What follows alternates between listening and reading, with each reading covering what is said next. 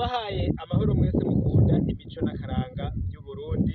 Izina ry'iwanje ni Feliciano Bankunguka, mumenyereye mu kiganiro Nyibutsa Akaranga gica kuri YouTube ku muhora wa Nyibutsa Akaranga TV.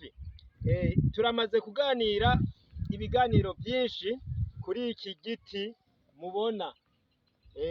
Iki giti citwa umurinzi. Tumaze kuganira ibiganiro bishika kuri bitatu, uyu munsi ni igice kigira kane. Iki giti twakiravye ari mu gihe cici, muca muja kuri Nyibutsa Akaranga mukaraba ingene mu gihe cici cari kimeze. Cari gifise amashurwe meza atukura, niho twabonye abarundi bagitangariye kubera kiduza amashurwe meza mu gihe cici. Ubu naho rero murabe ingene kimeze mu gihe c'imvura. Uyu munsi uri hejuru ni tariki ya 6 Ntwarante umwaka w'2023. Murabona ubu uya amashurwe ayariko, ni igiti gitotahaye neza.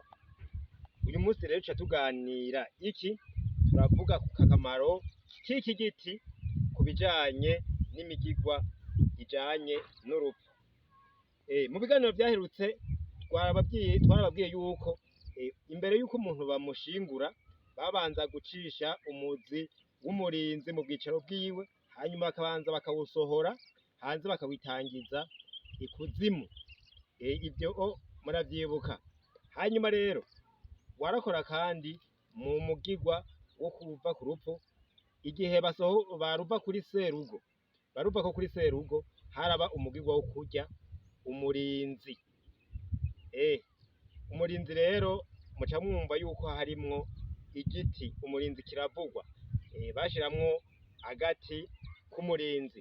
Ikiganiro kijanye no kurya umurinzi twokivuga ukwaco, ariko mwokumva yuko mu migigwa ijanye n'urupfu harimwo kurya umurinzi. Ingene vyagenda nivyo mu kiganiro co hanyuma.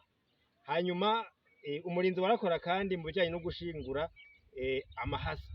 Amahasa iyo yitavye Imana ntiyashingurwa nk'abandi basanzwe, ni ukuvuga yuko bimba ikinogo hanyuma bakagira agakingi. Ako gakingi rero, udukingi bagira 4, hanyuma bakagira kurya tubona agaserama, kera bavuga ngo n'agaserama canke koba ari agatanda. Utwo udukingi rero twaba turi mu giti c'umurinzi. Hanyuma turagaruka kandi mw'ishingurwa ry'umwami. Umwami ntiyashingurwa mu kuzimu nk'abandi barundi bose, kuko ngo isi imeze umwami ntiyasubira kumera indi.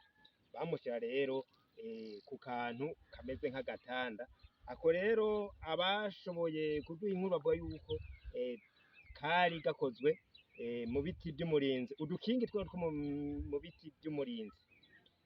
Murakoze rero, twoba turageza ngaho.